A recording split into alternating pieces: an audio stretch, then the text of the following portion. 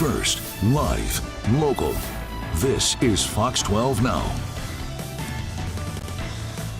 Well, welcome back to Fox 12 Now. Thanks for joining us. There's a live look from our Shriners camera there in downtown Portland. I want to show you that, and then I'm going to show you actually one other one here before we get going, and that is our ski bowl camera taking a look at Mount Hood. And the reason I've got Mount Hood on there is, well, it's going to be loosely tied into what we're talking about here coming up. So this is Fox 12 Now. We're live streaming here from the Fox 12 Oregon Newsroom. I'm Greg Dibler. We're here every weekday starting at 1 o'clock and going throughout the afternoon.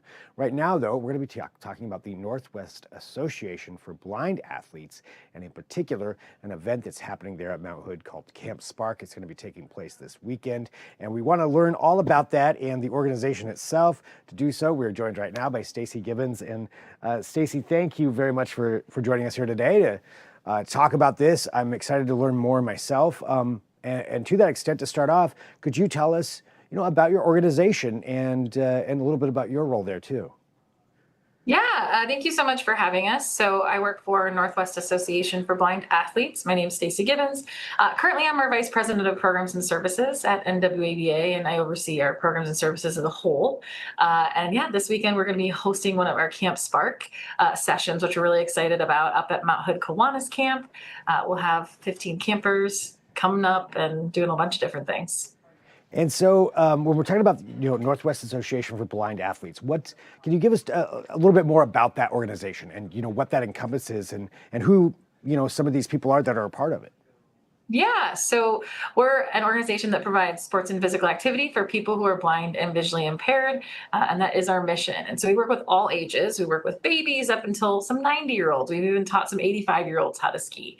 And so we really provide over 15 different sports opportunities for people in the Pacific Northwest to come and participate. That's skiing and snowboarding, snowshoeing. Right now we're in our winter seasons. We have swimming, everything from kayaking and paddling down the Willamette, to tandem biking on the Greenbelt. So just different things that we're doing, or Spring Corridor Trail.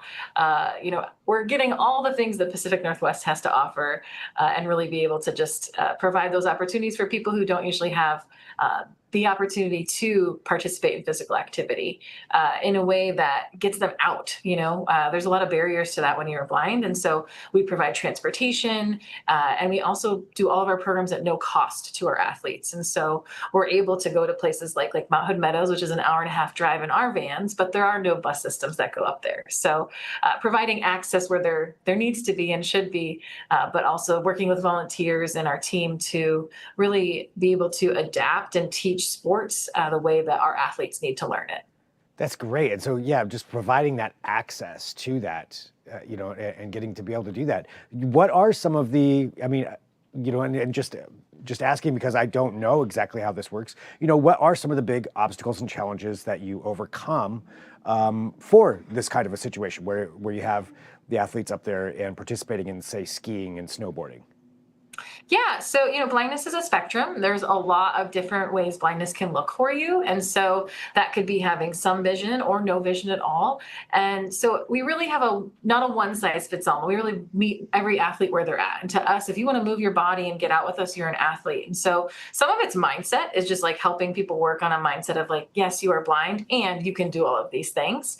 And then when we're up at Mount Hood Meadows, which is where we ski, we work with their adaptive ski instructors, and some of those kind of adaptations or ways we provide access is with our skiers that do black diamonds, we use two-way radio headsets. So you'll have a ski guide or a volunteer who will be kind of your eyes going down the course, and then you'll be wearing your other receiver, and our athlete who's blind will be going down and listening to verbal cues on that two-way receiver. So you learn all the sports the same way. It's just little adaptations to make sure that they're safe, or able to the athletes are able to perform not only in a safe way, but also just the right way, I would say.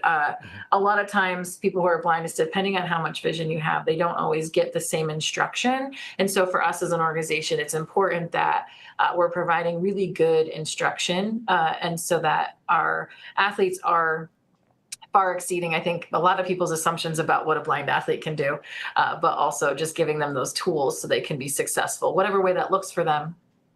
That's great. So yeah, utilizing all those different ways, but it essentially, learning and training and getting those building blocks to do it the right way and then go on from there. That's really incredible. I love that use of technology as well. I think that's pretty amazing. Yeah, yeah, and it's also we have a lot of beeping balls, or it can be very different, simple adaptations as well. So you can be on a hike and have your cane in one hand, and you can have a trekking pole in another. We use bells, different things. Biking is tandem biking.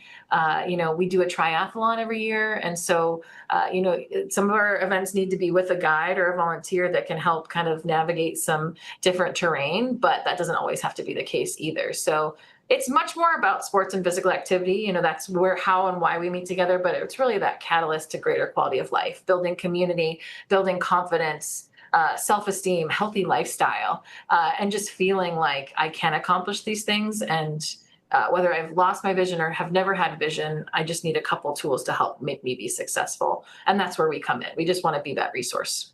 That's so cool. Well, can you tell us about Camp Spark and what that is? Yeah, so Camp Spark is 10 years old, which is really exciting. So over the last 10 years, we've held 42 sessions of camp. And so for us, sessions is like a week of camp or a weekend of camp. And so we do summer, we do winter, we do spring, we do fall. And so this weekend is our winter camp at Mount Hood Kiwanis Camp. We have 15 campers coming. The snow is a little bit light. I did see the picture, and I think we all know that snow's been a little light this year. So questionable if we're going to be able to do snowshoeing, but if it's not, it's going to be kind of a muddy hike, but we'll do that. So love exploring kind of Zigzag River area and hiking and snowshoeing in that area. We love playing goal ball, which is a sport for people who are blind. It was created in World War II, and it has a ball with bells in it. And basically you use your body to block it from going into the goal. Kind of like reverse dodgeball / meets like soccer goalies playing against each other. Interesting. Okay. Yeah, and so that's a sport called goalball, which is super fun sport. Kids love it. Adults sometimes love it. It gets a little bit harder on your body when you're older. That's fair. And then these our winter sessions, the kids make all their own meals, and so learning not only our sports and physical activity, but also in the kitchen, making their own meals. They kind of like do chef for the day. Learning different life skills and really important skills for everyone to have. So grilled cheese and tomato soup, I'm pretty sure is on the menu. I think lasagna or spaghetti might be also on the menu. But just really an all-encompassing overnight camp experience. And playing about 3 or 4 different sports, lots of collaborative games, fun downtime to just hang with your peers. A lot of kids who are blind do not have other kids in their school who are blind. And so it's a great time for all of our kids to get together and just be able to just have a shared experience in life and just have a good time. That's great. So as you mentioned, I think just to reiterate that, all encompassing. So this is really bringing in so many different things for them for this experience. Yeah, we like to pack a lot in.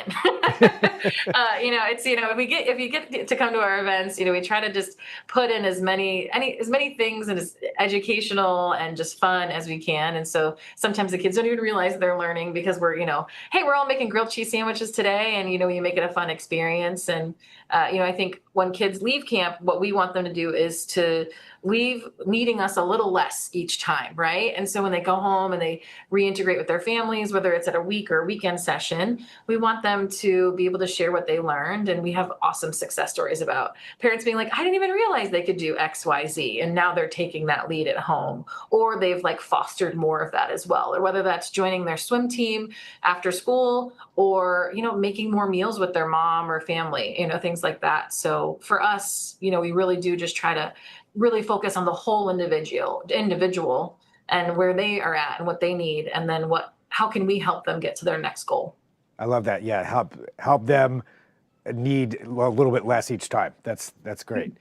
Yeah, just moving along. For the organization itself, I mean, you mentioned that I believe like free as a lot of this stuff for these athletes. So how does the funding work? Yeah, great question. So all of our programs are at no cost, no direct cost to our families or our participants or athletes. And again, we serve all ages.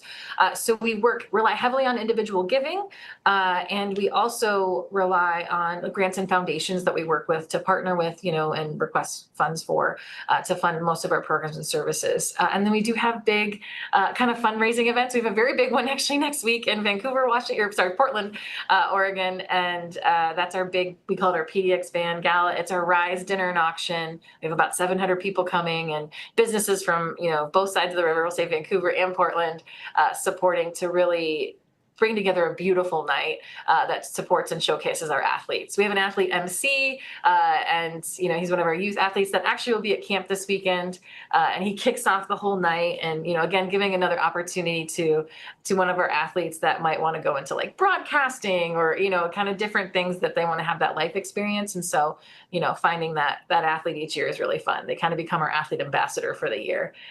So that's a big event next weekend, actually. So good timing. Yeah, good. Yeah.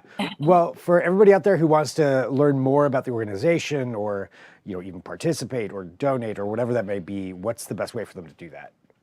Yeah, so our website is the greatest way. You can always also, of course, call us, but we have a website. It's www.nwaba.org. So it's Northwest Association for Blind Athletes acronym.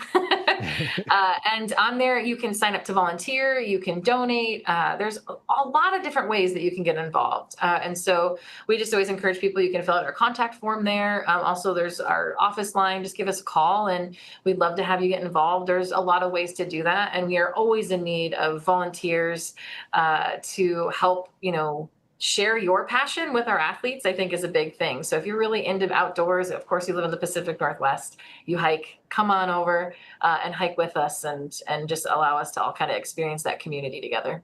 That's great. Well, thank you so much for joining us to talk about this too. And just, what an amazing organization and this big event coming up as well for everybody to learn. Now I want a grilled cheese also somehow, but regardless of all that, thank you so much. Really appreciate your time here on Fox 12 Now.